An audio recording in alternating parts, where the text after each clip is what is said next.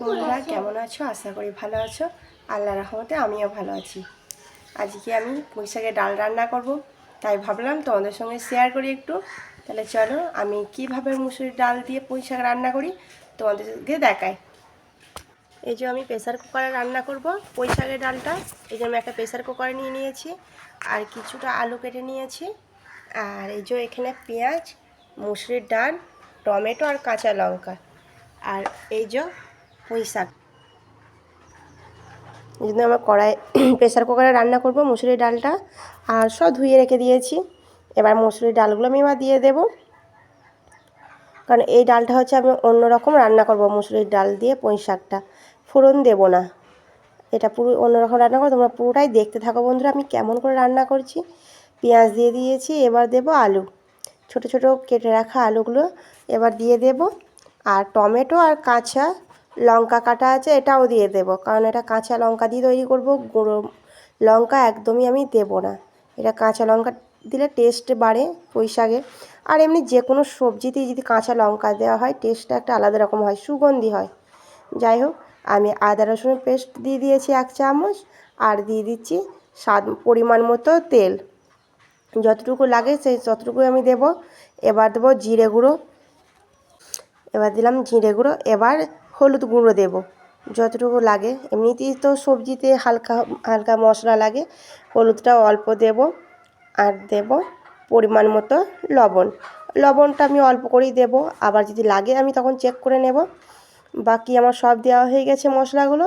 এবার ভালো করে হাতে করে সুন্দর করে এটাকে না মাখাতে হবে ভালো করে, কারণ এরকম সবজি যদি এরকম সজিয়ে রান্না করা হয় খুব মজা লাগে। এইটাকে বলে সজিয়ে রান্না। আগে আমার মারা নানিরা এরকম বলতো যে এটা সজিয়ে রান্না। যাই হোক, এবার হাত দিয়ে ভালো করে মাখিয়ে নেব সুন্দর করে। আর কতক্ষণ ধরে মাখাচ্ছি সেটাও তোমাদেরকে দেখাবো। আমি একটু স্কিপ করব না, একটুও কাটবো না, পুরোটাই আমি তোমাদেরকে দেখাবো কতক্ষণ টাইম লাগে আমার। মানে বেশি না, 1.5-2 মিনিট টাইম লাগবে, খুবই অল্প টাইম। তোমাদেরকে দেখাচ্ছি, তোমরা দেখতে থাকো। আমার মাখানো হয়ে গেছে, এবার আমি পুঁই শাকটা দিয়ে একদম ভালো করে মাখিয়ে নেব, যাতে পুঁই শাকগুলো নরম হয়ে যায় আর মশলাগুলো ঢুকে যায় পুঁই শাকের মধ্যে। এই দেখো বন্ধুরা, আমি তোমাদেরকে দেখিয়ে দিচ্ছি, এইভাবে করে নিতে হবে। আর আমি একটুখানি কাট করে দিচ্ছি প্রেসার কুকারটা, যাতে তোমরা ভালোভাবে দেখতে পারো, কারণ আমার তো স্ট্যান্ডে ক্যামেরাটা আছে না, ওটা তো নিচে থেকে আর ঝুঁকবে না।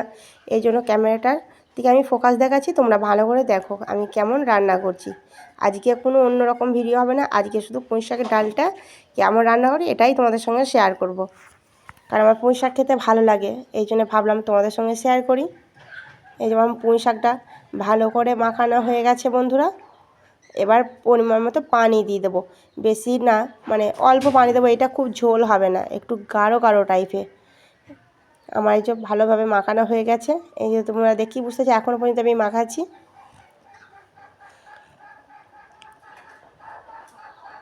আমার তো এই পুঁই শাকের ডালটা ব্যাপক লাগে, তোমার দাদাভাইও পছন্দ করে, আমাদের আসিফও পছন্দ করে এই পুঁই শাকের ডালটা।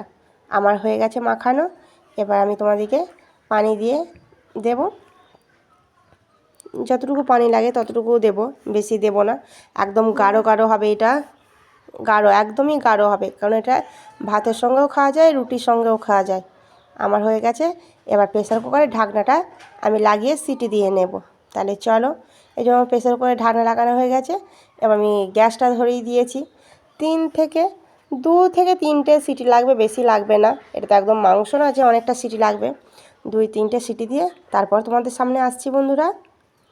আমার এই যে 2-3টে সিটি দেওয়া হয়ে গেছে, আর রান্নাটা বন্ধুরা কমপ্লিট হয়ে গেছে, একদম কমপ্লিট। এবার আমরা ভাত খাবো, তাই ভাবলাম তোমাদেরকে দেখাই। এই দেখো বন্ধুরা, কত সুন্দর হয়েছে পুঁই শাকটা, আর কত গাঢ় করেছি তোমরা দেখতে পাচ্ছ, আর কালারটাও কত সুন্দর এসেছে তোমরা দেখতেই পাচ্ছ বন্ধুরা।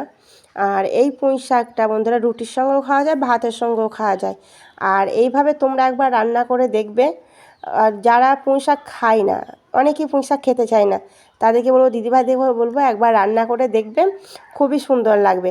যে খায় না সেও আঙুল চেটে খাবে, আর এক থালা ভাত সে অনায়াসেই খেয়ে ফেলবে, কারণ এই পুঁই শাকটা এমনই রান্না হয়েছে, খুব টেস্টিকর হয়েছে আর খুব সুন্দর খেতে। আজকে আমি পুঁই শাক রান্না করেছি, আর সাথে আলু সেদ্ধ, কারণ ওই পুঁই শাক যেদিন হবে আলু সেদ্ধ করলে না বন্ধুরা খুব ভালো লাগে, পুঁই শাকের সাথে আলু সেদ্ধটা যায়।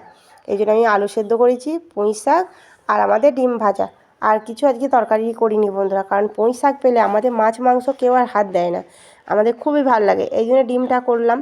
আর আমি তো রুটি খাবো আর একটুখানি ভাত খাবো, কারণ বুঝতেই পারছো, তোমরা ভাববে হয়তো আমি ডায়েট করছি, একদমই না, ডায়েট করি না, আমার মুখে রুচি না বন্ধুরা, কেন জানি না, আমার খেতে ইচ্ছে করছে না, খুবই শরীরটা খারাপ, এই জন্য আমি রুটি খাচ্ছি একটা। আর তোমার দাদাভাই বললো দুপুরবেলা 2 কটা ভাত নিয়ে নাও, এই জন্য 2টি আমি ভাতটা নিয়ে নিয়েছি, যাতে শরীরটা ভালো থাকে। যাই হোক বন্ধুরা, ভিডিওটা আর বেশি বড় করব না, ভিডিওটা তোমাদের কাছে কেমন লেগেছে কমেন্টে জানাবে, আর তোমরা ভালো থাকবে, সুস্থ থাকবে, আল্লাহ হাফেজ।